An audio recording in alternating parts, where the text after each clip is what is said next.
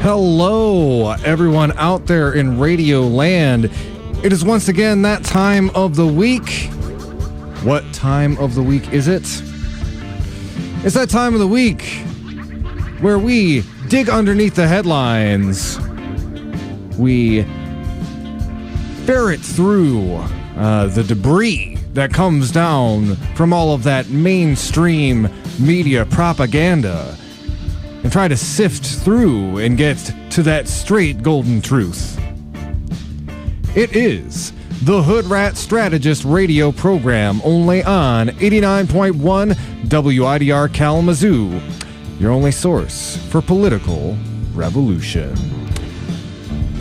So, as always, the following thoughts, views, and opinions are not necessarily those of 89.1 FM, WIDR Kalamazoo, or Western Michigan University.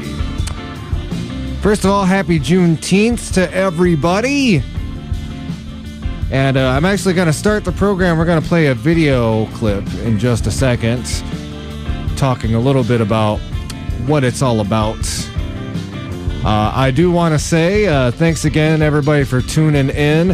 Again, we got a lot to talk about on the show. Might actually round out a little bit early today. Again, it looks like I'm going to be flying a little bit solo, and I didn't have a whole lot of material that I really wanted to hone in on and talk about.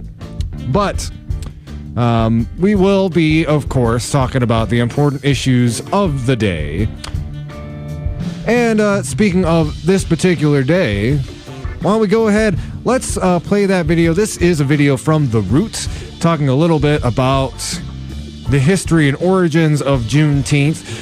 So that is today, by the way, and everybody out there listening who maybe is not so savvy or privy to that particular history, I just wanted to start off the show with a little primer on it. And of course, this is just a 3-minute video. There is a lot more you can dig into around the history of Juneteenth and the historical analysis, but this should at least be a good start for a lot of y'all out there who maybe are a little hazy on the details of what today is all about. So, I'm gonna go ahead and play that.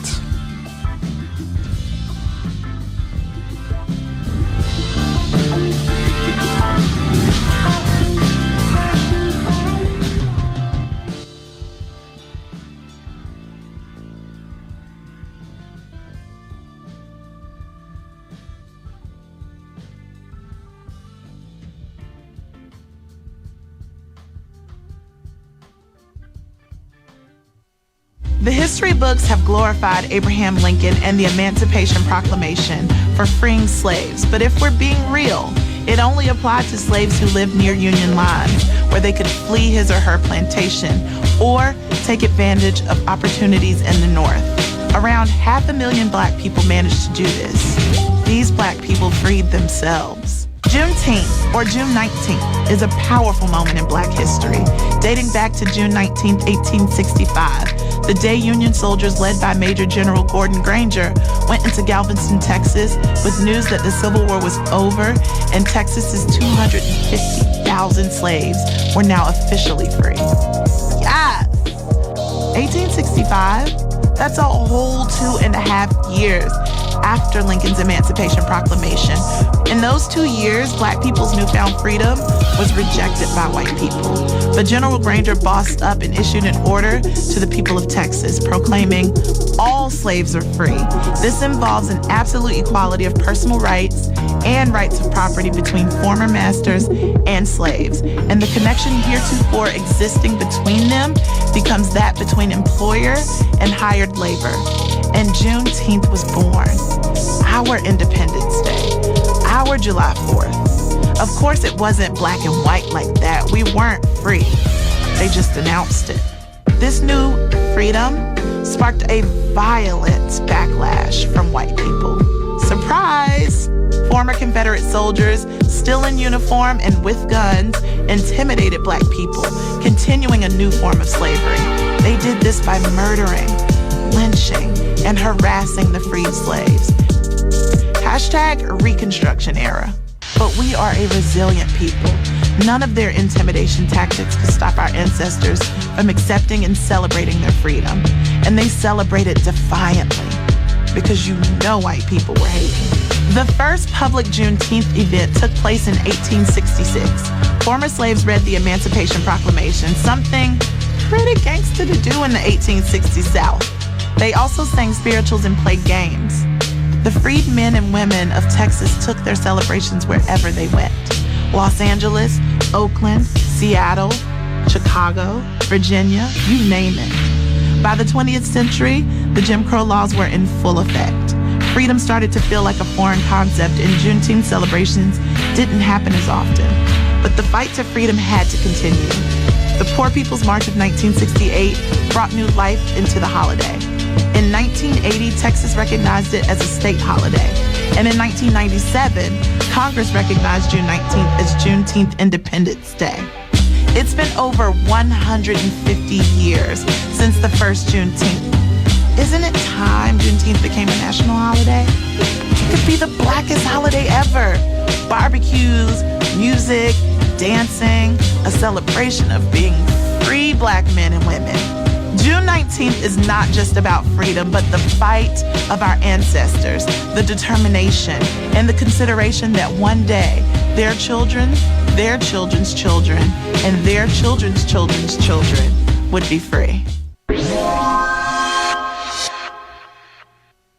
Make America great again. Make Sorry about that last little, sorry. It jumped to another video clip started by our current jack-o'-lantern president. So, sorry, that was not my intention. Oh.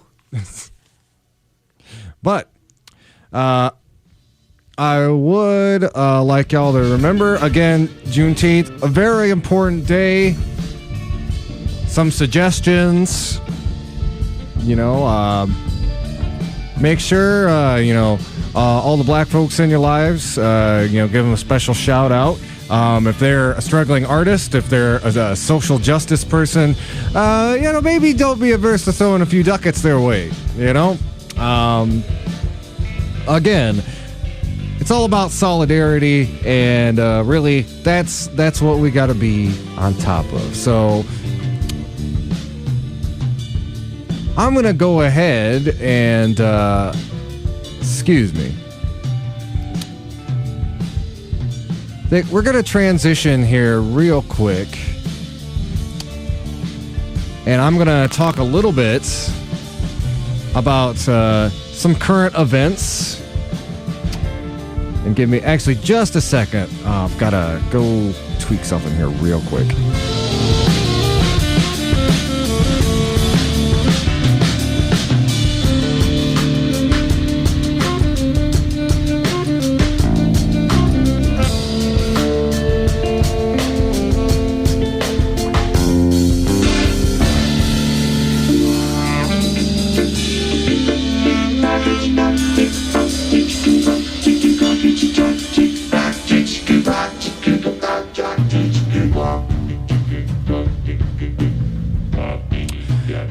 So let's go ahead. I want to actually read from something. This isn't actually an article, but a dear friend of mine is talking about kind of the state of things when it comes to the housing situation in Kalamazoo.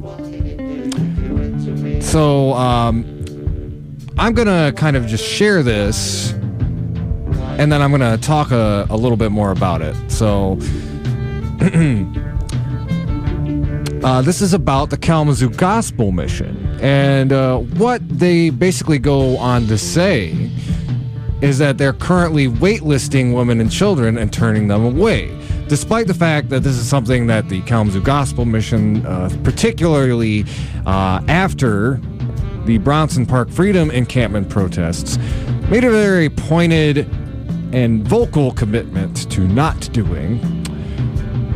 As they go on to tell this story, they said a grandmother came into their lobby in tears. She had her 8 grandchildren with her and nowhere to go. They called the Kalamazoo Gospel Mission because they were incredulous that they were turning families away. and confirmed that this is indeed the case. Also, they went on to say you have to provide extensive legal documentation for your guardianship before you can get on the waiting list, and there is no place else to go. That's where we're at. The Bronson Park freedom protests were coming up almost on the 1-year anniversary. It's about 2 months away, I believe.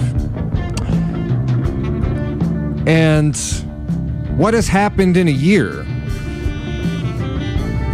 is not nearly enough. And in fact, what we saw happen after the camp went down and public attention died down just a little bit, the talks that the city was having with homeless people and the homeless population broke down. There wasn't as much of a dialogue going on. Come the winter time, in fact, the city dropped the ball incredibly. And granted, I understand I've talked about this on the show ad nauseum, but it's worth bringing up again. In order to save our houseless friends and neighbors, the grassroots organizers of Kalamazoo had to band together and find those spaces and man them and work them for about a week, maybe a week and a half. The city did nothing except pass the buck of responsibility between them and the county like a hot potato. Now, I will say they did offer a financial incentive. The volunteers did get paid, but not until about 6 or 7 weeks later, after the fact. The city's solution was to throw money at the problem to people who honestly, and I can safely say this about everybody I worked with down during the cold shelter, week of cold shelters, something they would have done whether they were getting paid or not. The Gospel Mission, again, plays very fast and loose with their promises. And, it was only a week ago, there was a mother who committed suicide with her children in the car. Now, honestly, I can't say, point of fact, that it's somehow related, but what I can say is this: the kind of stress that puts on homeless parents, houseless parents, it's hard to imagine if you haven't been there. And the fact that our city does not have its own resources to deal with this problem, to deal with this crisis, and that people, families in dire need of shelter, have to go through this bureaucracy at the Kalamazoo Gospel Mission. It's shameful.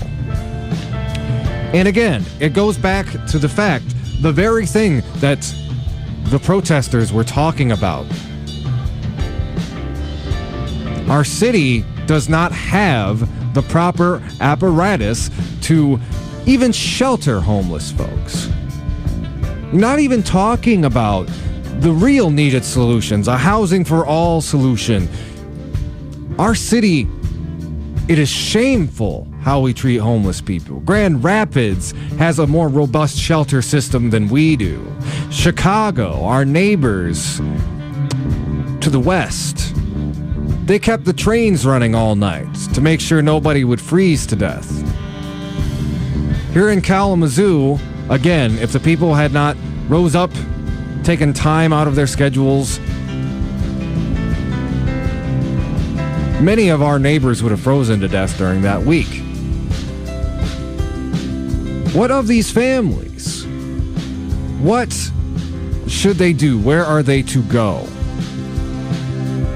It is an embarrassment that our city does not have the basic infrastructure to make sure that these families have not even a house, just a roof, just some form of shelter. But time and time again, the city keeps passing the buck to nonprofits such as the Kalamazoo Gospel Mission.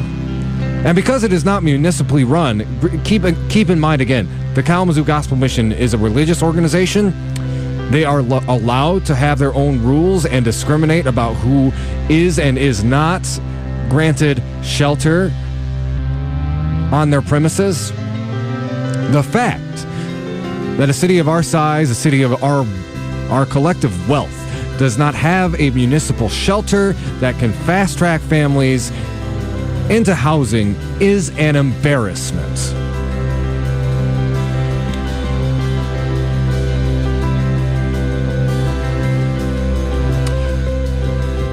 So, again, this is something our city desperately needs, and we can't just keep passing the buck towards nonprofits that can't deal with this in an emergency fashion. Again, there's a waiting list for the city's only major homeless shelter. Certainly the only one in close proximity to downtown, that is downtown.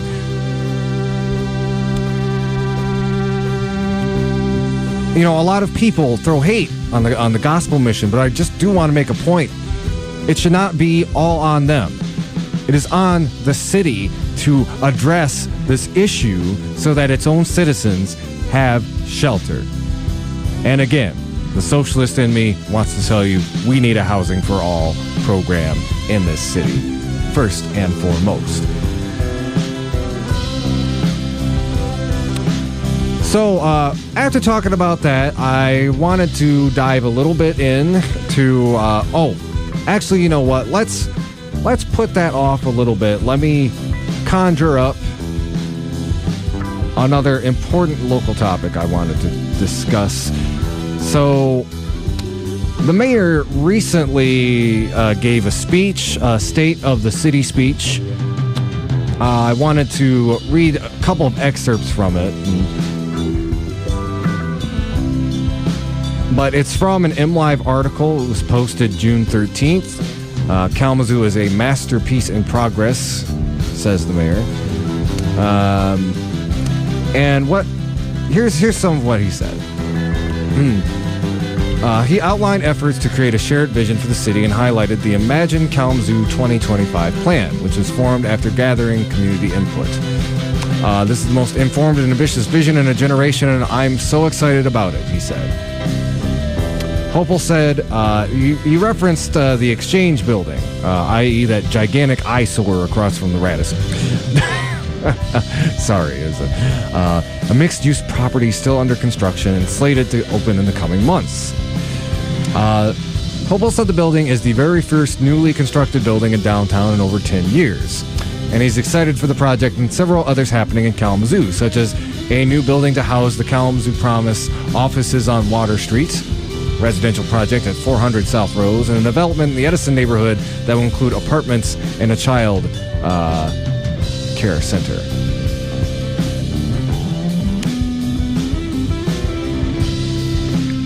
Now, one of the problems...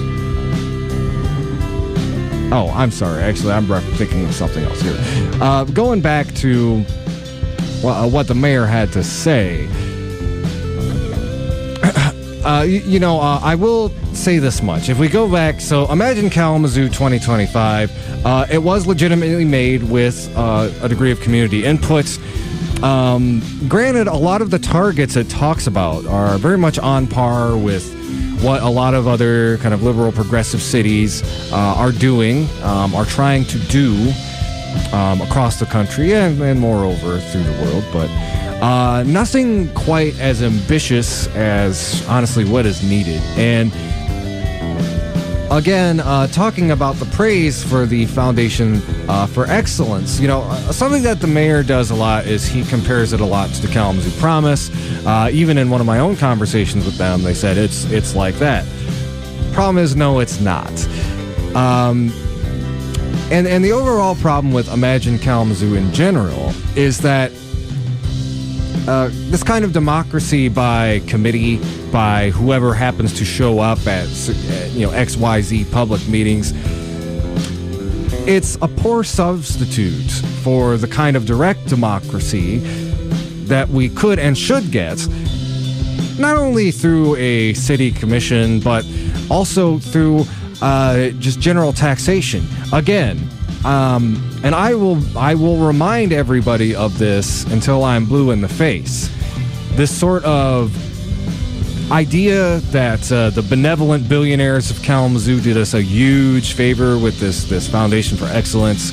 Again, that is ahistorical and, to be frank, kind of rubbish.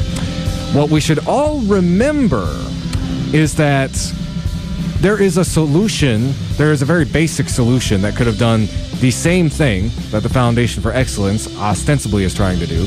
It was called, I know this is a crazy idea, it was called an income tax. An income tax, ladies and gentlemen.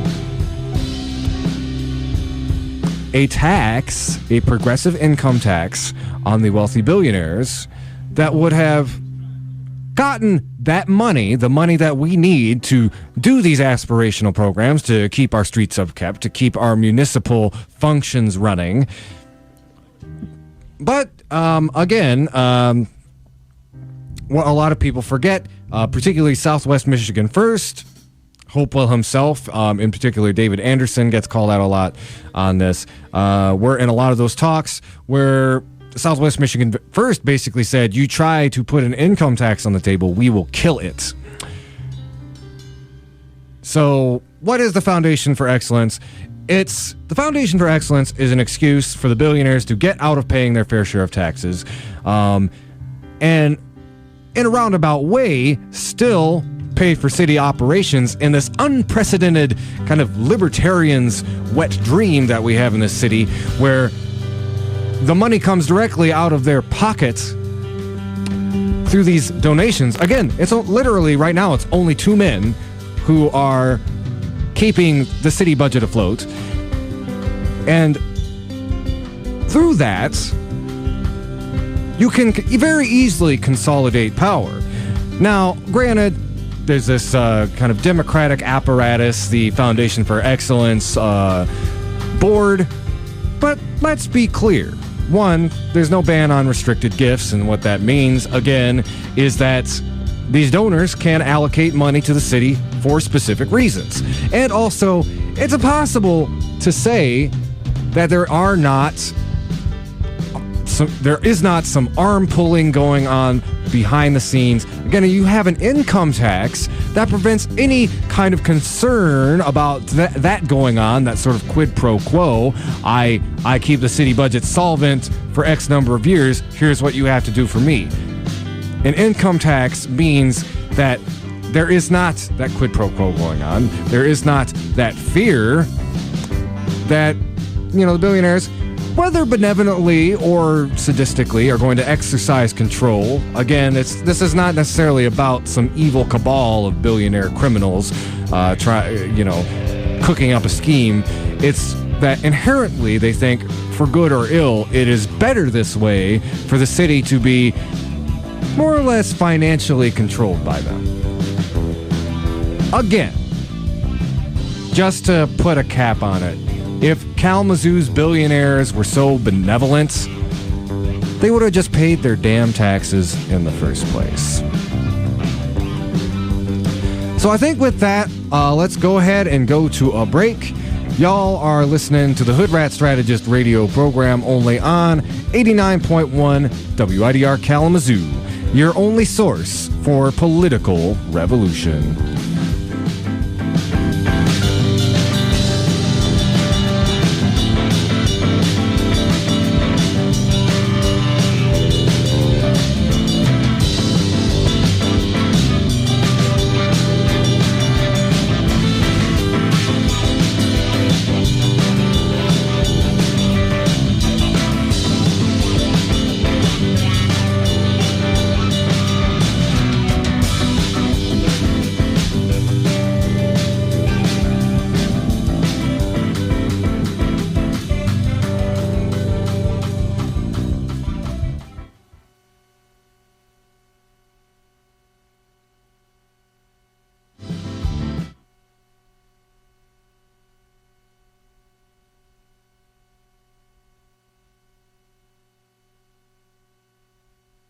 This is George W. Bush, and you're listening to 89.1 WIDR, Kalamazoo, Michigan, Kalamazoo.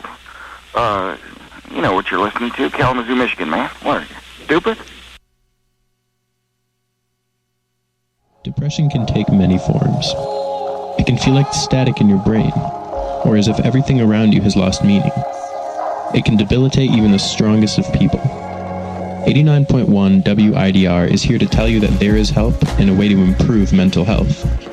WMU offers counseling for all students in the greater Kalamazoo community at Synecu's Health Center.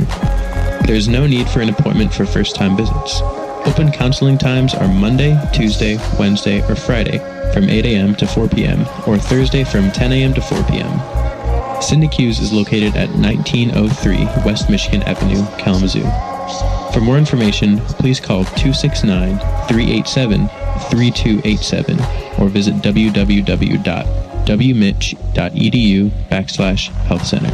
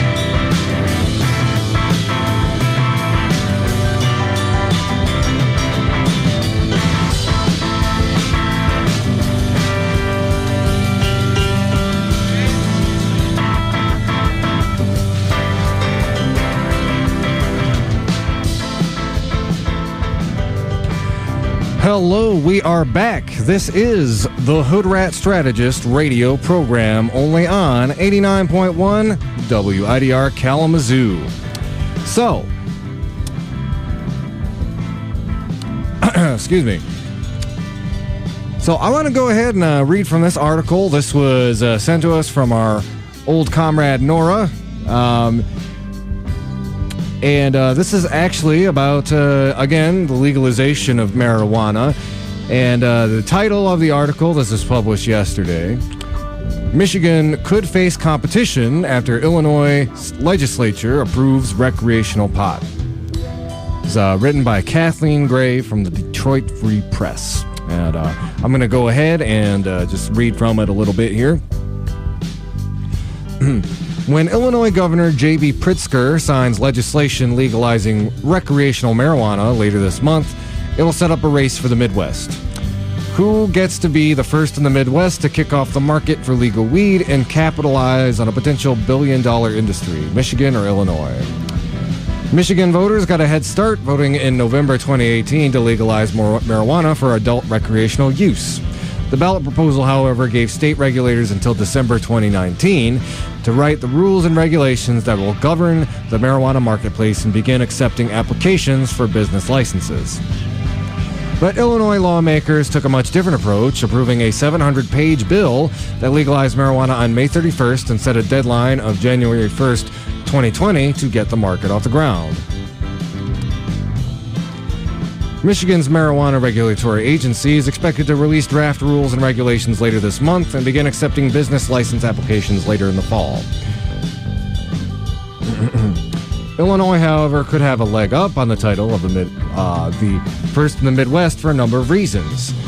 And this is what they talk about in the Illinois bill. The bill approved last month includes all the rules and regulations that will govern the Illinois marijuana marketplace. So half the work of setting up the market is already done.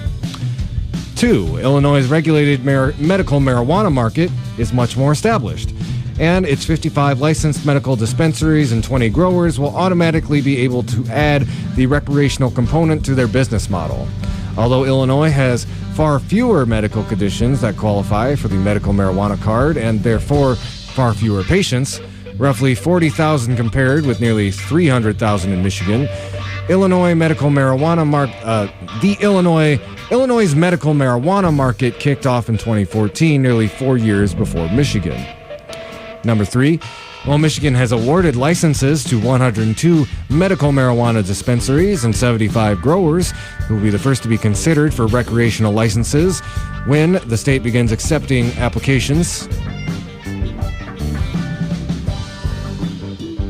later this fall, the awarding of the licenses won't be automatic.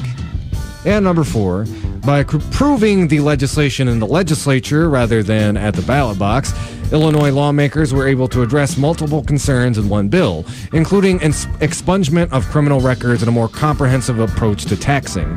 While Michigan has set its tax rate, that amount could change through legislative action, and expungement of criminal records will have to be addressed with additional laws. Of the 11 states that have legalized marijuana for adult recreational use, Illinois is the first to approve it through the legislature rather than a vote by the people. Okay, so I want to unpack a couple of things from here. A little bit more context about how, particularly the road to legalization in Michigan was rife with, again, the Michigan legislature, highly conservative, especially before this election, the most previous election, that is, with when Whitmer and Nassau got into office, was extreme majority of on the right. And there was almost like a debate inside of the Michigan GOP about whether to kind of plant their flag in continued prohibition of marijuana or set it up in such a way to be beneficial to large business interests. Well, the first of the second, the former, sorry, I'm a little word spaghetti here. The side of the GOP that argued for corporate-friendly marijuana eventually won out that ideological debate. And what we ended up seeing as marijuana legalization branched out was every attempt possible to make sure that the production and sale of marijuana could be easily monopolized by as few wealthy persons as possible. This has a very concrete effect on people's ability to set up marijuana businesses, as we've talked about on the show before. Here in the state of Michigan, the kind of low end of setting up a dispensary can be as high as $250,000, sometimes $500,000. Now, again, if you are a small-time marijuana dealer who wants to go legit, there's virtually no chance of you being able to start that kind of business. Again, it's still federally illegal, so it's not like you can just go out and get a loan for this. Now, granted, I have not been able to look at Illinois' system/structure as closely as I have in Michigan, but for all intents and purposes, they were far better prepared for legalization of marijuana than Michigan was. Now, again, another thing, I don't really like the way this article talks about it as this kind of race to the top business. Again, marijuana is one, it's important medicine for a lot of individuals, and two, looking at it from a profit motive is again still a bit gross, because if your idea, your goal is to excise as much profit as possible from the business of marijuana, you're going to steer yourself towards the kind of monopolization that is baked in to a lot of the mindsets of neoliberal politicians that reside in state houses and state legislatures, Republicans and Democrats alike. So, yes, perhaps there will be some quote-unquote friendly competition, but if the Illinois marijuana industry ends up doing better than Michigan, I believe it will be for a lot of the reasons that I've laid out here. We've created a system that, again, was very haphazard to begin with, and, again, creates many structural barriers for people to actually become involved in the industry apart from the already very wealthy and rich and powerful.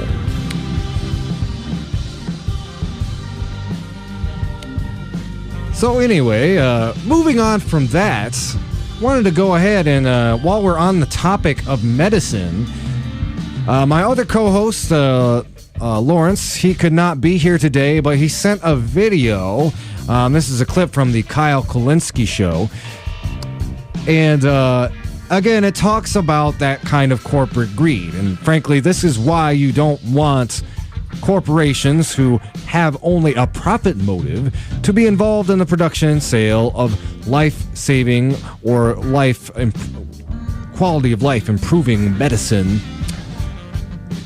So again, this is a clip from the Kyle Kulinski show. I'm going to go ahead and play it. Might have a little bit of commentary after that.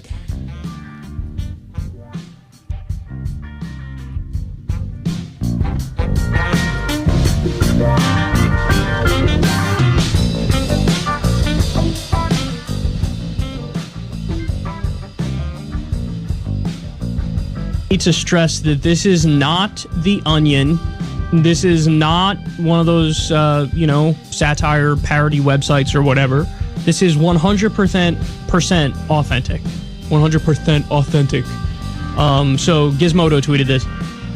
Correction, Gizmodo originally stated that drug company Mallinckrodt had jacked up the price of anti-seizure medication from $40 in 2000 to over $40,000 today. A spokesperson for Mallinckrodt emailed to request a correction that the drug cost $38,892. That's real, bro. Yes. Is this Gizmodo? I have a problem with your coverage. I'm a representative of Mallinckrodt. Which, by the way, on that name alone, I could have told you they were criminals. I mean, that sounds Mallinckrodt. What the fuck? Sound like a greedy pharmaceutical company. It does. So again, kind of the main point here, he's talking about this company raising its drug prices catastrophically. Not in a manner all too unfamiliar with that fella who bought the Wu-Tang Clan album. So again, I'll go ahead and keep playing the clip. He talks about it a little bit more here. And I demand a correction. Okay, what is it worth? $38,892. Thank you very much. So I like how Gizmodo, in their article, at the bottom, they put this. Correction, this article originally stated that the price of Acthar, that's the name of the drug, had gone from just $40 in 2000 over $40,000 today. A spokesperson for the company emailed to request a correction that Acthar actually cost $38,892 today. Gizmodo regrets the error. We also regret that every last one of these guys isn't in prison yet. So, again, I would check out that story. Kyle Kulinski talked a lot about it on his program.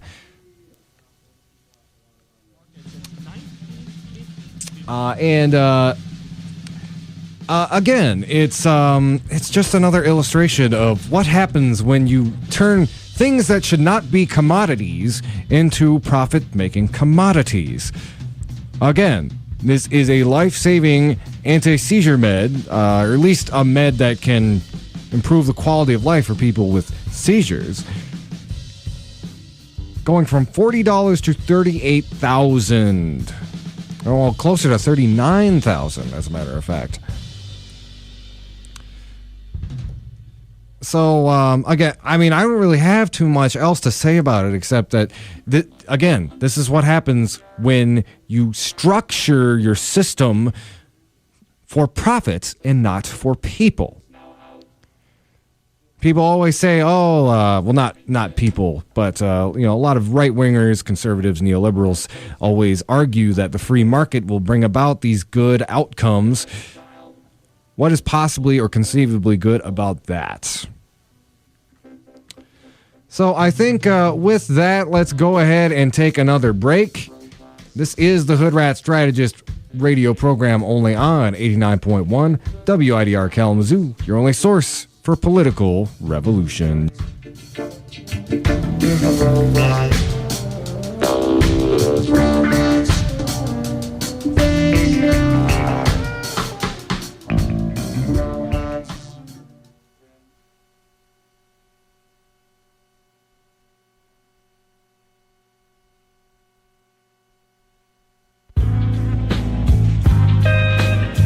Interested in underground hip-hop. Here is a complete disc jockey show with all the modern pace of today's exciting radio. Listen here on Saturday night from 7 to 10. You can't go wrong. There's one important element missing, however. That's you. Hip-hop epic show. Saturday night. I mean, DJs bring me young, play that real live show. The hip-hop epic show. I know you're gonna dig it. Yo, I'm talking about the hip-hop epic show. The DJ bring me young. Transmitting live Saturday night. WIDR Kalamazoo. Keep bouncing. Ladies and gentlemen, we are experiencing technical difficulties. Please stand by.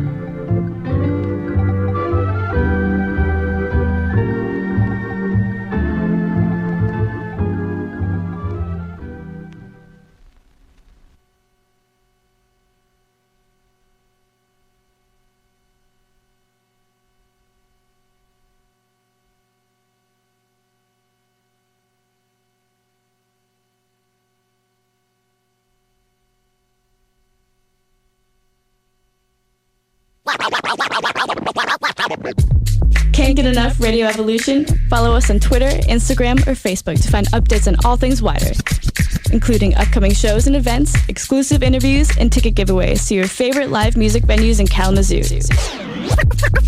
Freak out, yo. When you're not smashing that like button, be sure to keep it tuned to 89.1. Yo.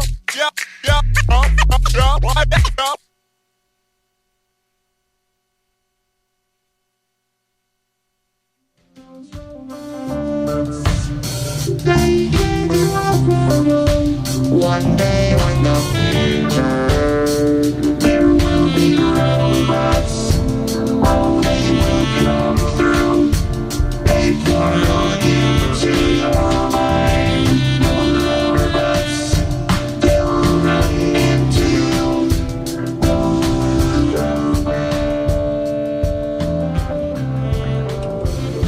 Hello, everyone. We are back. This is the Hoodrat Strategist radio program only on 89.1 WIDR Kalamazoo.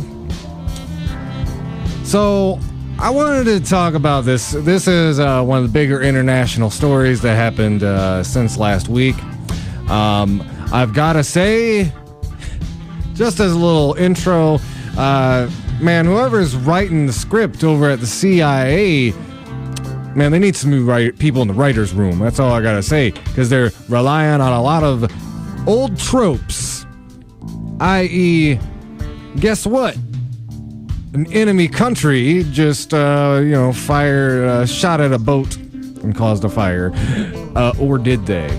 Answer is probably not. If you studied any amount of American history, this thing has false flag written all over it. I am, of course, talking about the Japanese vessel that got torpedoed, quote-unquote torpedoed, in the Gulf of Oman.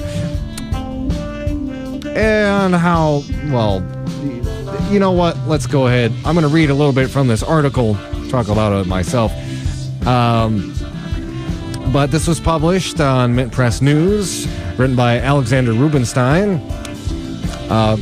Title of the article is Pompeo Gulf of Oman narrative torpedoed by vessel's Japanese owner.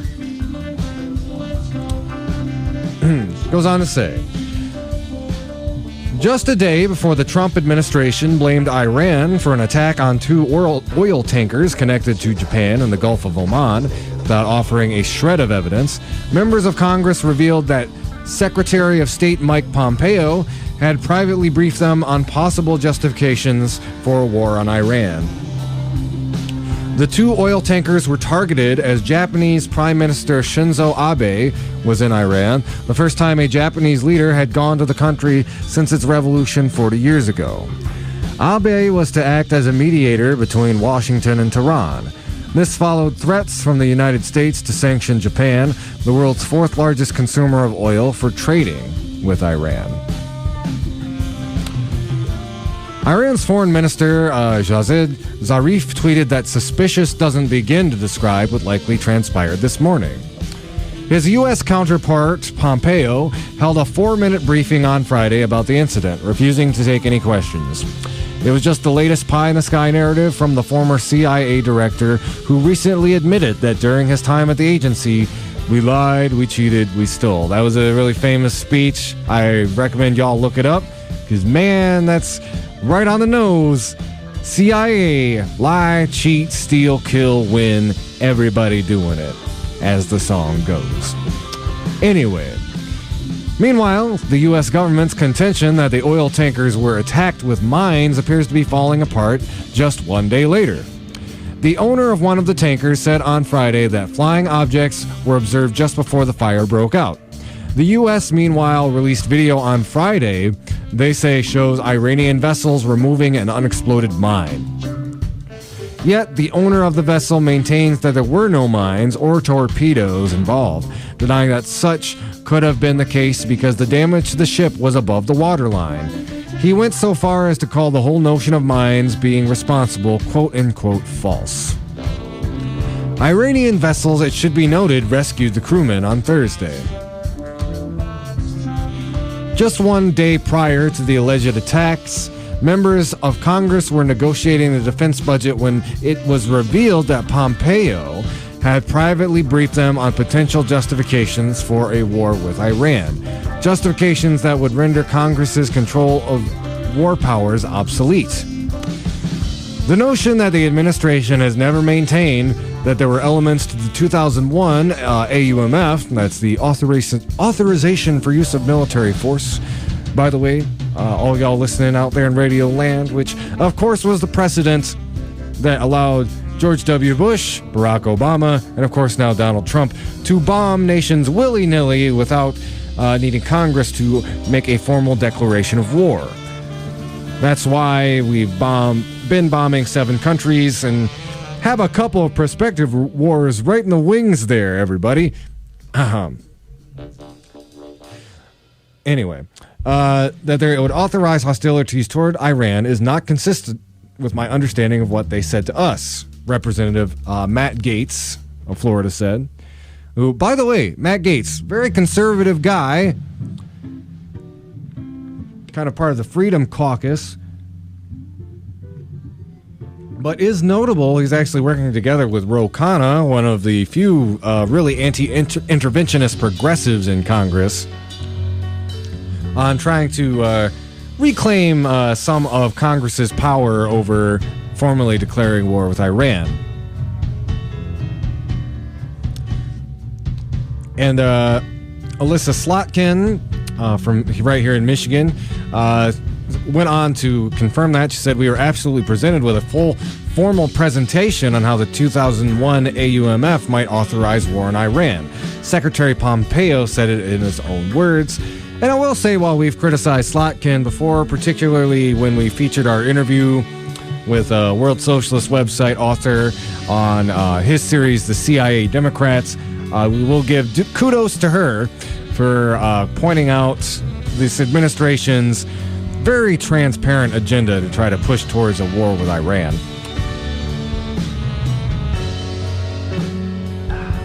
On Wednesday, Congress members were debating whether to add language to the defense budget bill, the National Defense Authorization Act, that would explicitly say the 2001 AUMF could not be used to justify war with Iran.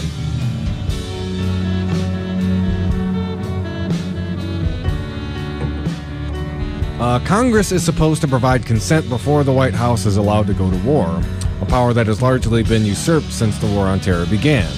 That's largely because of the 2001 AUMF, which authorizes the president to use all necessary and appropriate force against those nations, organizations, or persons he determines planned, authorized, committed, or aided the terrorist attacks that occurred on September 11th, 2001. Of course, Iran didn't have jack squat to do with that. Honestly, one of our allies, as far as states go, that did literally have the most to do with it, Saudi Arabia, has never seen any kind of scrutiny or justice based on their involvement with 9/11. It's that, quote-unquote oil money, of course. However, under President Barack Obama, the AUMF was expanded to include the administration's anti-ISIS campaign, despite the fact that ISIS did not even exist when the World Trade Center was attacked.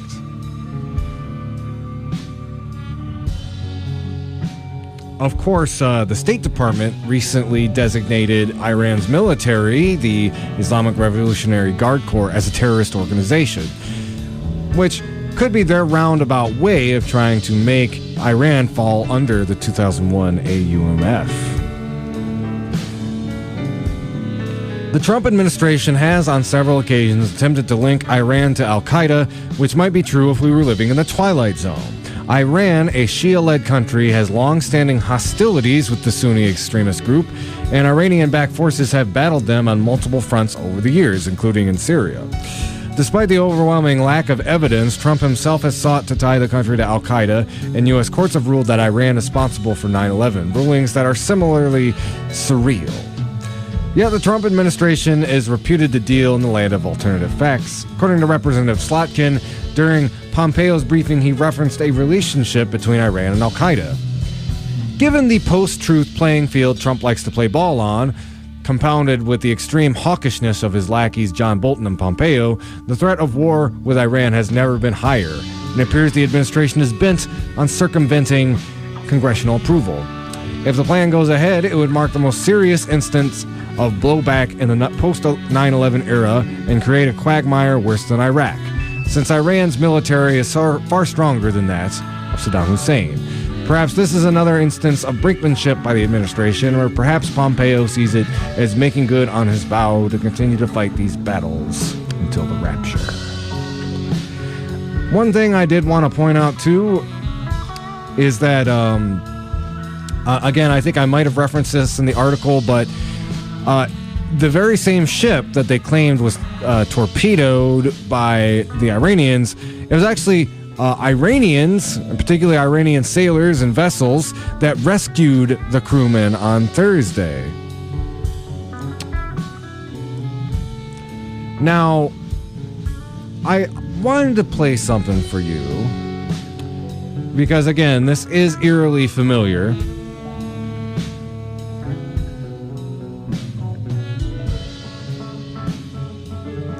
And, excuse me. This is actually something that the Intercept put together. This is, this is from a really great podcast, Intercepted, with Jeremy Scahill. And I wanted to play a clip from the podcast that dropped earlier today, which specifically goes into the Gulf of Tonkin, talks about the historical context of the Gulf of Tonkin. That's already causing a Twitter storm. President Trump tax complained that they thought that those vessels were actually vacation.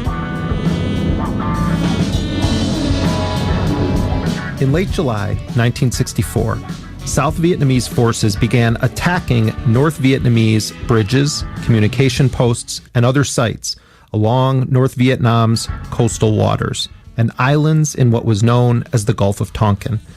On August 2nd, the U.S. warships off the coast reportedly detected North Vietnamese ships responding to the attacks and claimed that they thought that those vessels were actually coming to attack the U.S. ships.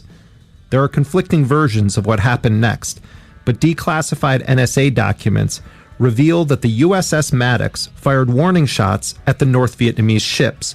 A firefight broke out, with the U.S. launching nearly 300 projectiles at the North Vietnamese. In all, at least 4 of North Vietnam's sailors were killed, others were wounded, ships were destroyed. The USS Maddox, we now know, suffered a single bullet hole of damage. The lights burned all night in the White House as President Johnson conferred with his advisors, and he went before the nation to report on the crisis. Back in Washington, D.C., the Johnson administration saw opportunity. Here is then Defense Secretary Robert McNamara calling Lyndon Johnson on the phone to discuss the alleged attacks on U.S. warships. President, we just had word by telephone from Admiral Sharp that the destroyer is under torpedo attack. I think I might get Dean Rusk and Mac Bunningham come over here and we'll go over these retaliatory actions, and then we ought to... I sure think you ought to agree with that, yeah. And I've got a category here. I'll call it to them. Now, where are these torpedoes coming from? Well, we don't know. Presumably from these unidentified craft that I mentioned to you a moment ago. On the evening of August 4th, 1964, Lyndon Johnson broke into regularly scheduled TV programming. He told the American people that 2 U.S. warships, the Maddox and the Turner Joy, had been attacked, unprovoked, in international waters off the coast of Vietnam. My fellow Americans, as President and Commander-in-Chief, it is my duty to the American people to report that renewed hostile actions against United States ships on the high seas in the Gulf of Tonkin have today required me to order the military forces of the United States to take action in reply. The initial attack on the destroyer Maddox on August 2nd was repeated today by a number of hostile vessels attacking 2 U.S. destroyers with torpedoes.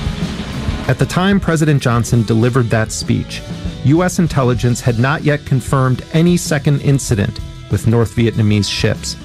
But Johnson left that out of his speech. Instead, he presented these alleged attacks as established fact.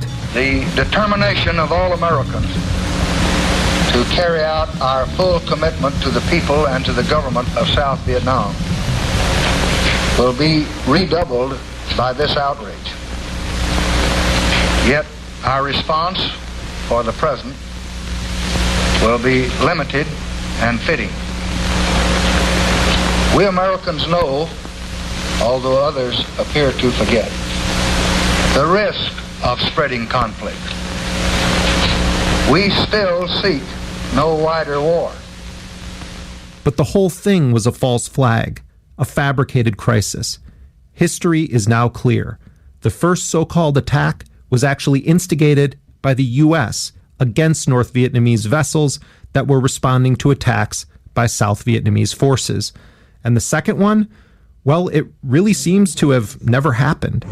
You're pretty sure there was a torpedo attack, though? Oh, no doubt about that, I think. No doubt about that. Decades later, Robert McNamara spoke about this in the film The Fog of War, directed by Errol Morris. No, it was just confusion. And events afterwards showed that our judgment that we'd been attacked that day was wrong. It didn't happen. This incendiary fraud about 2 unprovoked attacks on U.S. warships was swiftly weaponized by the Johnson administration on Capitol Hill. Lyndon Johnson ordered retaliation strikes against North Vietnam.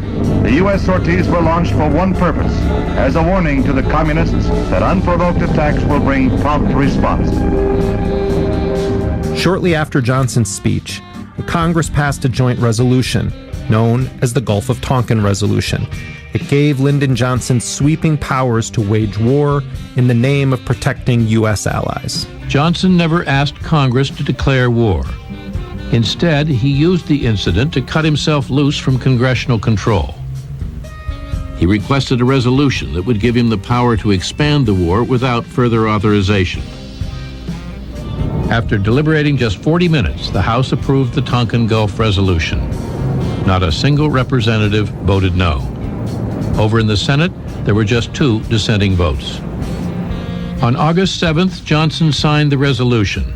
The language was broad, the authority sweeping. Johnson was heard to say, "It's like grandmother's nightshirt. It covers everything." It was the Gulf of Tonkin incident that escalated the mass slaughter in Vietnam by the U.S. The scorched earth, the burning of villages, the rapes, the torture, the deaths of upwards of 3 million Vietnamese and some 58,000 American GIs. And it was all based on lies, lethal lies. History's verdict seems clear. The purpose of deploying the U.S. warships to Vietnam was to provoke an attack, perhaps to even encourage it. Before this new Southeast Asia crisis, the United States had announced that 5,000 more military advisors were being sent to South Vietnam to bring our forces there to 21,000. Now this number will be increased even further. At sea, on land, and in the air, the awesome United States military machine is mounting a force that can face up to any threat. Today, right now, we face some grave historical parallels with the Trump administration and Iran. It is obvious that for some in the White House, Iran is a war seeking a justification. It all feels eerily reminiscent of the Gulf of Tonkin and the Vietnam War. It is a solemn responsibility to have to order even limited military action by forces whose overall strength is as vast and as awesome as those of the United States of America. But it is my considered conviction, shared throughout your government, that firmness in the right is indispensable today for peace. Last month, we discussed an attack on 4 tankers in the Strait of Hormuz that the U.S. and its allies in the region claimed Iran was behind, though the administration failed to produce any actual evidence. And then, like deja vu, there was another attack last week. Once again, Iran was blamed. This is only the latest in a series of attacks instigated by the Islamic Republic of Iran and its surrogates against American and allied interests. On Monday, the Pentagon released photos that it claims implicate Iran and announced that it's sending another 1,000 troops to the Middle East for, quote, defensive purposes. Newsweek, citing a Pentagon official, reported that, quote, if anything is likely to happen involving the preliminary Iran options, it would involve a heavy guided missile strike campaign in an attempt to lead Tehran to the negotiation table with Washington. And the White House has had help in pushing its case from a top Democrat. I'm talking about Representative Adam Schiff, chair of the House Intelligence Committee. He's one of the most visible, always on cable news Democrats who is constantly telling us not to trust anything this administration says. And yet here is Schiff out there standing for Trump on Iran. There's no question that Iran is behind the attacks. I think the evidence is very strong and compelling. In fact, I think this was a Class A screw-up by Iran to insert a mine on the ship. It didn't detonate. They had to go back and retrieve it. I can imagine there are some Iranian heads rolling for that botched operation. On Monday, the progressive California Congressman Ro Khanna announced that he was working on a... So I think I'm going to go ahead and stop the stream right there. But I did just want to put a fine point on, one, I'd really encourage everyone, listen to the full episode. Intercepted has a very good and prescient take on this story and the historical context, the fact that the American government, time and time again, has lied us into war. And honestly, sometimes the stories aren't all that different. And of course, within my lifetime, and many of my listeners' lifetime, you can remember Colin Powell coming onto the floor of the UN talking about yellow cake. Similarly to Vietnam, millions of innocent civilians ended up dead over a lie. And a war with Iran would be bloodier by a number of degrees. Same with Venezuela, who the U.S. government, I guess, is keeping on the back burner right now as far as starting an imperialist war. But do keep in mind, this has happened before, and y'all, we got to make sure it doesn't happen again. Because luckily for us, I think there are still enough Americans who are educated on this historical context, and enough people who are exacerbated from war, from the memories of Vietnam and Iraq, that hopefully we will not step into this kind of destructive homicidal behavior again.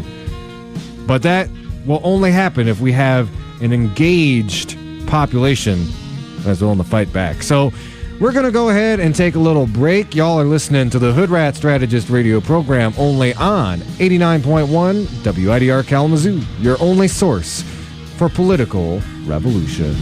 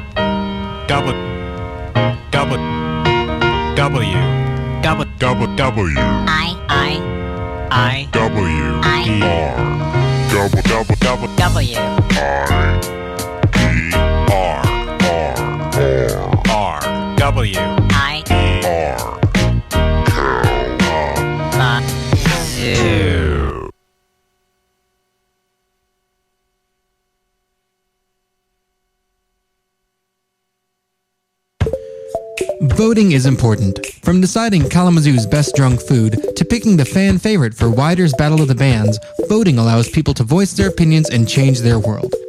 To vote for offices such as mayors, senators, and the president takes a little more than a link to a Google Forms survey. Before you vote, you have to register. This can be done in person, by mail, and, in many states, online. For more information, you can point your favorite web browser to vote.gov.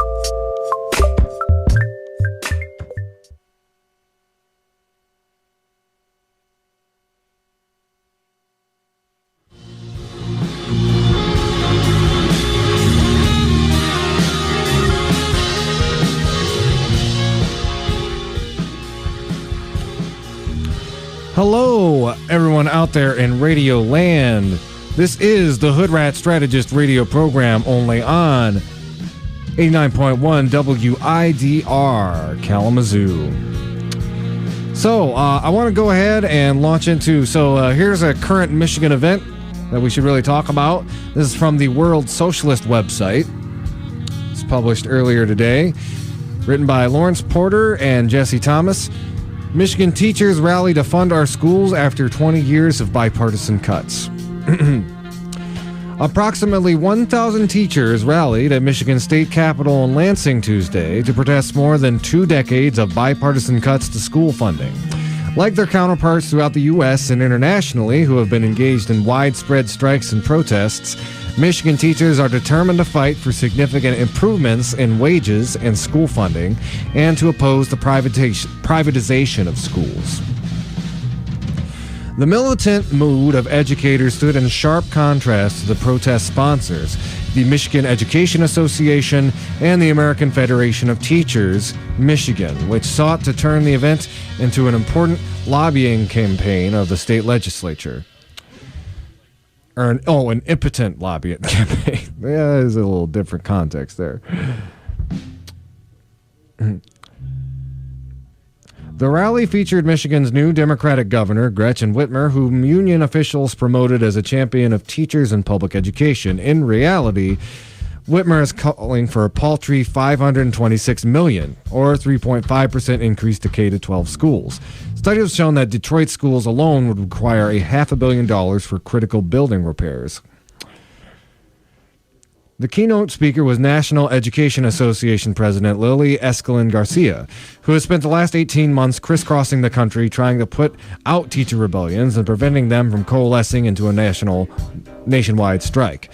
Garcia made a few demagogic remarks about Trump's education secretary Betsy DeVos, a rightly despised figure because of her billionaire family's role in nationwide efforts to privatize public education. The NEA president called for teachers to support Democrats in the 2020 elections and deliberately concealed the role of the Obama administration and Democratic state and local officials across the U.S. who have promoted charter schools and other corporate-backed school reform schemes. The Lansing event failed to attract substantial numbers of Michigan educators, unlike earlier Red for Ed rallies in the Carolinas, Virginia, Oregon, and other states. The teacher unions deliberately called the rally while teachers in Detroit, the state's largest district, are still in school. Detroit teachers, who organized wildcat sick-out strikes in defiance of the union in 2016, are being told to come to a rally on June 25th. Educators who spoke to the World Socialist website Teacher Newsletter expressed their determination to fight. "I'm from Flint," Van Fronwiller said. "We need a lot more money. A lot of schools are closing. The amount of money that is being offered is ridiculous and sad. There's a lot of impoverished youth in Flint. The state needs to fund the schools. Frankly, it's a travesty. It's not just for us, but the kids and their parents," the Flint teacher continued. "It's just too little funding. I'm for anything that would help lead a way toward a change." Michigan schools have suffered the steepest funding decline in the nation over the last 2 decades. Teachers have seen a 12% fall in real wages since the recession. Meanwhile, both parties have showered General Motors, Ford, Dow Chemical, and other corporate giants with hundreds of millions in tax breaks. AFT Michigan President David Hecker admitted that Michigan is now 43rd in the nation in student-teacher ratio and 45th in its support for higher education. Nevertheless, he called Whitmer's plan, which would largely be funded by a regressive gas tax, a great step in the right direction and a moral document. Hecker now said Michigan now has a governor who knows it is imperative to fund our future. Of course, Hecker did not say anything about Whitmer's efforts to blackmail the Benton Harbor School District to close the only high school or face dissolution, a move the MEA has endorsed. Rather than injecting the necessary funds to properly staff and supply the district, which has long been impoverished from plant closures by Benton Harbor-based Whirlpool Corporation, Whitmer is using the district's financial crisis to escalate the attacks on teachers and education. Abigail, a teacher from North Berrien, told the World Socialist website, "We're from the town just north of Benton Harbor. It's a huge ordeal right now. We are in a very rural, low-income area, and we're worried that they'll attempt to shut down and charterize the schools in our district the same way they did Benton Harbor." Jim from Kalamazoo was also appalled. "I live very close to Benton Harbor. I know that the school district needs the most funding. It's a very depressed area," he continued.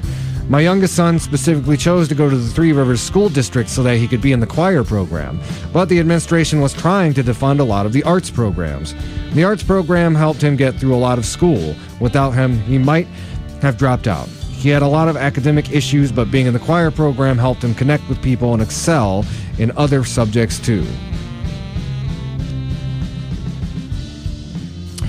And I'm going to go ahead and stop there, but I want a big thank you to the World Socialist website, again, for doing a lot of that critical journalism and analysis that you'd be hard-pressed to find in a lot of other places, even a lot of the other websites covering this specific story.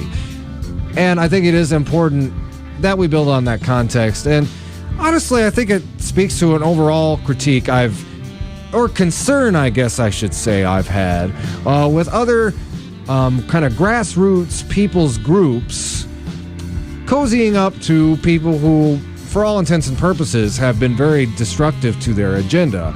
I'm thinking particularly of the Poor People's Campaign, particularly inviting and letting people like Joe Biden speak, who, again, have a history of enacting policies that are anything but for the people, unless the people you're talking about are bankers, credit card companies, etc.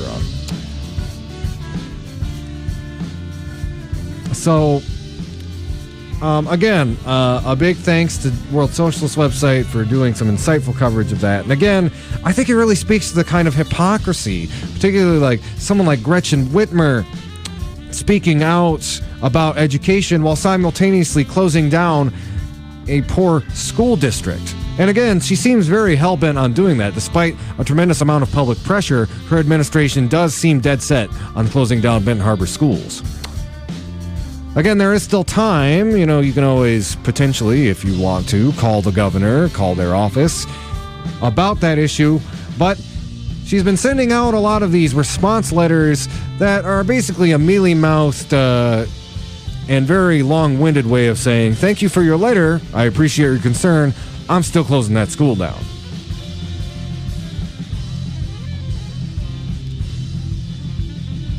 So I think with that, let's go ahead and take a quick little break. Y'all are listening to the Hoodrat Strategist radio program only on 89.1 WIDR Kalamazoo, your only source for political revolution.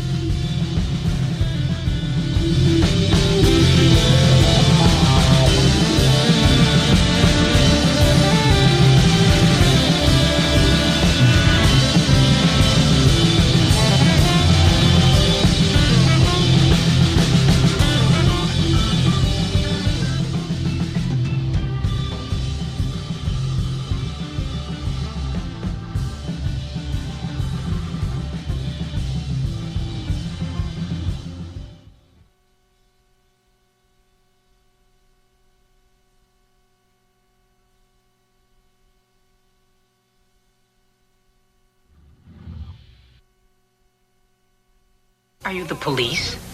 No, ma'am. We're DJs. 89.1 FM, Wider Syndicate. They're not gonna catch us. We're on a mission from God.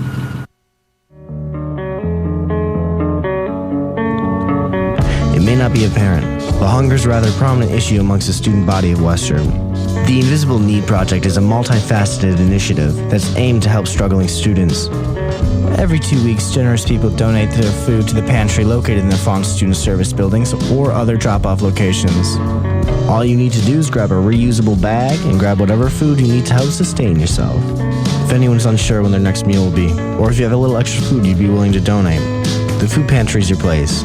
If you're looking to help donate, become a volunteer, or just learn more, call 269-387-4742 or email dosa-inp@wmich.edu for details.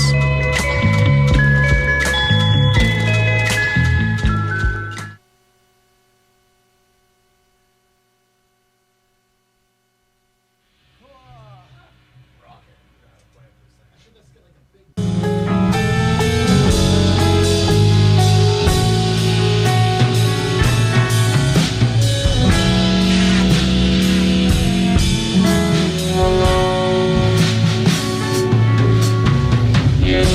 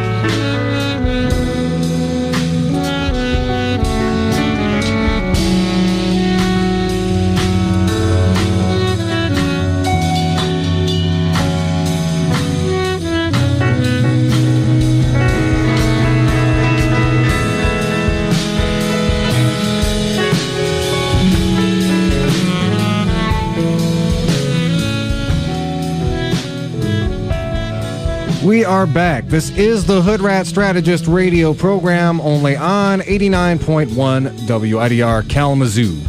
So, I actually just got a request. Don't usually do it. Again, from our former co-host, Nora. She wanted us talk a little bit about the current crisis in Sudan.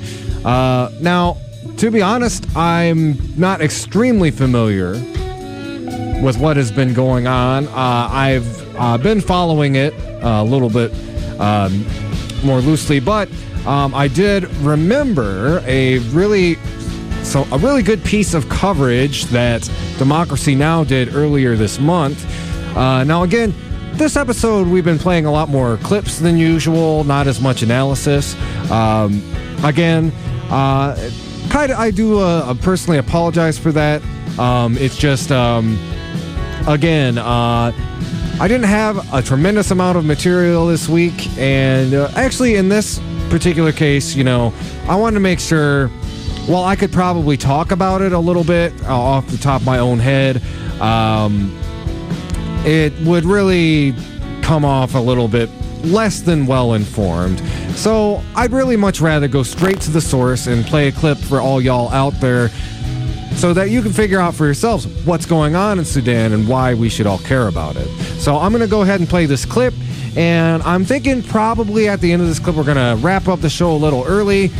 Please stay tuned. We'll have more wider on the way. But yeah, here is a clip. This is from Democracy Now! And this is specifically from June 6th, talking about the massacre that occurred there earlier this month. But it gives you a lot of context about why there are all these mass protests going on in Sudan right now. The death toll in Sudan has risen to more than 100 following a deadly military raid on a non-violent sit-in in Khartoum Monday morning. According to doctors who've been taking part in the ongoing anti-government uprising, at least 40 bodies were dredged up from the Nile River in the aftermath of the carnage. Meanwhile, the state news agency SUNA reported Thursday that the death toll was no more than 46. On Wednesday, the Transitional Military Council said it had launched an investigation into the violence and offered to resume a dialogue on a transition to democracy just a day after scrapping all agreements with an opposition alliance. This is Lieutenant General Abdel Fattah al-Burhan. Sit-in squares and spaces have witnessed important events spurring human emotions and a lively social life, showing the true depth of Sudanese culture and Sudanese identity. History will record this. We in the Transitional Military Council open our hands to negotiation with no purpose but the interest of the nation, through which we can complete the establishment of a legitimate authority that expresses the ambitions of the Sudanese revolution in all its varieties. But the opposition has rejected the military's calls to negotiate, citing ongoing violence against civilians. This is a protester on the streets of Khartoum Wednesday. What about our children? We started from wanting to change the regime. Now the regime is falling completely. So the military council must either respond to our demands or leave. Demonstrators from a range of civil society groups are continuing to demand a civilian transitional government following the overthrow of President Omar al-Bashir in April after a months-long popular uprising and the military's subsequent government takeover. For more, we're joined here in New York City by Maureen Al-Neil, a Sudanese activist just back from Khartoum. She was at the sit-in just days before it was raided. Welcome back to Democracy Now!, Maureen. Can you talk about the numbers of people who've been killed, why people are sitting in, and who did the killing? The numbers saying that it's more than 100 is actually a gross underestimation because still the sit-in is not a safe area. It is difficult to go and find the dead bodies of the protesters that may still be there. There are also news of people being still stuck in buildings within the sit-in area. They cannot leave because the streets are full of rapid support forces.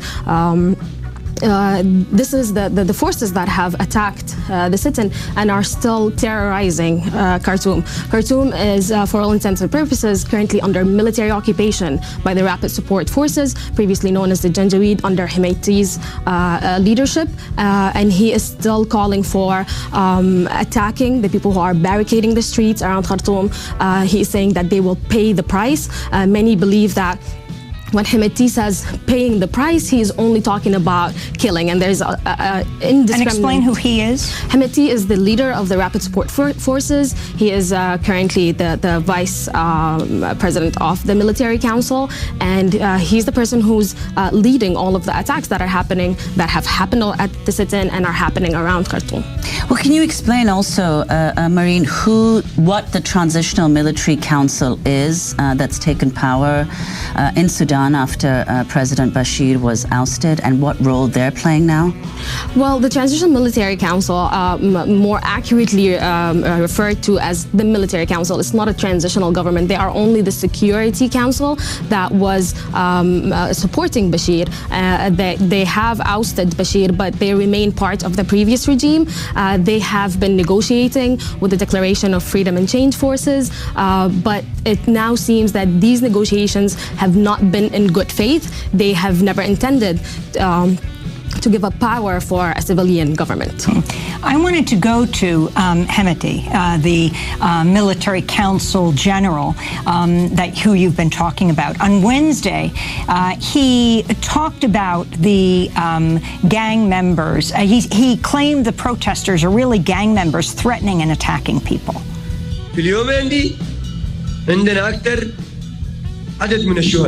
Throughout the past few days, we have had rising numbers of martyrs, the last of which were 2 yesterday.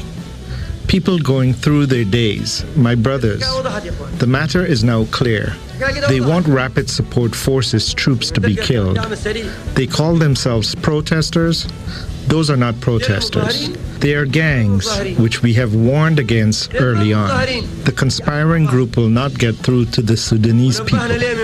Now we are warning from here, warning all the Sudanese people that there are false vehicles in neighborhoods. Yesterday in Abbasiyah and Mansoura, in disguise as Rapid Support Forces, threatening and attacking people. Military Council Mohammed Hamdan Dagalo, known as Hemeti. So explain what they're saying about elections and what the civilian uprising is demanding right now.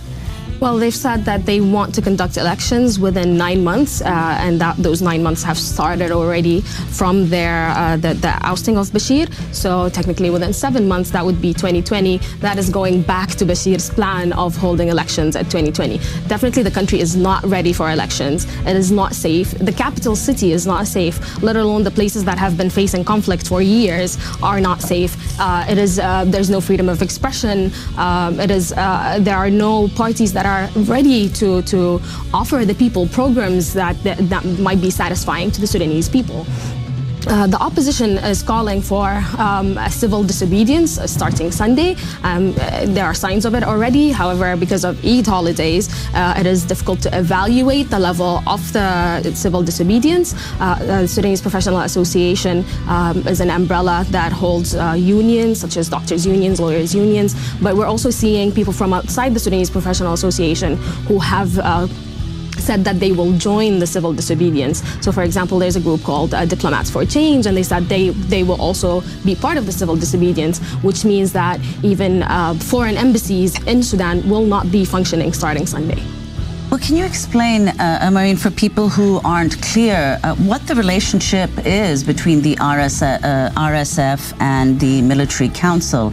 I mean, Hemeti, who you were talking about earlier, many reports suggest that he is, in fact, the most powerful person in Sudan. And the RSF has been accused of genocide in the Darfur War. The RSF, before it has become legitimized by the previous regime, by Omar al-Bashir, was called the Janjaweed. They are the same forces that have conducted the genocide in Darfur. Later on, it became more powerful in numbers, and because of the legitimization by the government, they now hold more weapons. They've had funding coming in funneled through the government, but mainly from the EU to curb the migration of immigrants, because Sudan is sort of a portal to North Africa, and from there crossing the Mediterranean to Europe. So they have been given that task of stopping the migrants at the borders of Sudan by any means, and their main mean is killing these immigrants. And for people to understand what Sudan has been going through and the carnage that has been wreaked by Omar al-Bashir, explain where he is right now, the prison he's in, and what's happened in that prison over the years. Well, according to the military council, Omar al-Bashir is being held in Kobar prison. It's an infamous prison that many political prisoners have been held in. However, there have been no confirmation of these reports. We have not even seen images of Omar al-Bashir since his ousting. We have not seen images of him being arrested when the ousting occurred. So it's very difficult to confirm his whereabouts. And before we conclude, Marine, I wanted to ask you about all the different countries that are involved in the conflict in Sudan. Egypt, Saudi Arabia, and the UAE have all been supporting the military in Sudan, helping to suppress the opposition, the protesters. And just last month, Hemeti met with Saudi Crown Prince Mohammed bin Salman. So can you explain what interests do Egypt, the UAE, and Saudi Arabia have in supporting this military council, and what the protesters are saying about that? For Egypt, it would be difficult if Sudan has a peaceful transition to a civilian government. That would be somewhat of a trigger for the Egyptian people, saying that, okay, this is possible, then maybe we can have a different conclusion to our revolution instead of having a military government, which is what happened in Egypt. For UAE and Saudi Arabia, they are interested in Sudan's unfortunate involvement in the Yemen war. Sudan has been providing them with soldiers, many of whom child soldiers, fighting on the ground. Actually, a lot of Saudi and Emirati people have praised their governments for using our people instead of theirs to fight on the ground, so that they would save more of their people's lives.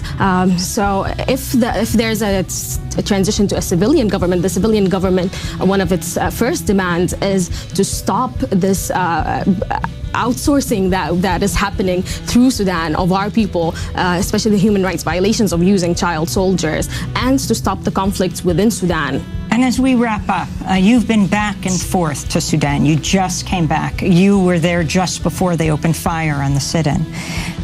You were jailed in January. You were detained. Describe what it's like to be there and why you continue to go back and forth and hold out hope. Well, in my most recent visit, what I've seen was very different from January, and definitely from what is happening now. The sit-in was a place for people to get together. It was a place where a lot of the segregation you see around Khartoum, the ethnic, the socioeconomic, the gender segregation around that you see in Khartoum, you did not see that at the sit-in. Young people can get together and speak about their hopes for the future of Sudan. People can organize, unionize, professionals can unionize. And during the days that I was there, there were a lot of Eid preparations. It was a happy place where you have a lot of the homeless children of Khartoum finding a family for themselves, people who are willing to get them new clothes for Eid, and all of this has been ended tragically by the raid that has cost us many lives that we don't even know the number of. Well, we want to thank you so much, Maureen, for being with us. Maureen Al-Neil, Sudanese activist based in New York City. When we come back, the Trump administration cracks down on U.S. travel to Cuba. Stay with us. I think of all the people I keep inside me, the ones who came before. So, again, that was Democracy Now! Talking about the crisis in Sudan. So I think with that, we're going to wrap up the show just a little bit early today. I want to first of all talk a little bit about our activist calendar. If pull it up there. Okay, yep. So tell you a little bit about some of the events coming up this week. So politically, tomorrow, Thursday, June 20th, Stephanie Moore is going to be announcing her candidacy. She's going to be trying to get, I believe it is John Hoadley's former seat, soon-to-be former seat. That's going to be over at Arcadia Ales at 5:30 p.m. Jacob Andrews will be doing a campaign kickoff event at June 24th at Principal Food and Drink. That's from 5:30 to 7. Tonight, that already happened. So, excuse me. For the good, sorry, there we go. I have to refresh the page there. Also tomorrow night, for the good open mic, we'll be at the First Baptist Church of Kalamazoo at 7:30 p.m. On Sunday, over at the Boiling Point, there's going to be a free welding workshop at 2 p.m. That's, again, 902 Gull Road. And at 6 p.m., also at the Boiling Point, Extinction Rebellion, Southwest Michigan, is going to be having a planning meeting from 6 p.m. to 7 p.m. Then on Monday, June 24th, over at the Kalamazoo Public Library from 3 to 6 p.m., there's going to be an intro to anti-bias, anti-racist education. So anyway, that's going to be it for the show this week. I want to thank y'all for tuning in. Again, you can find us on Facebook at the Hoodrat Strategist radio program. Same with YouTube, where we upload all of our episodes after the fact. Until next time, y'all keep fighting for that revolution solution.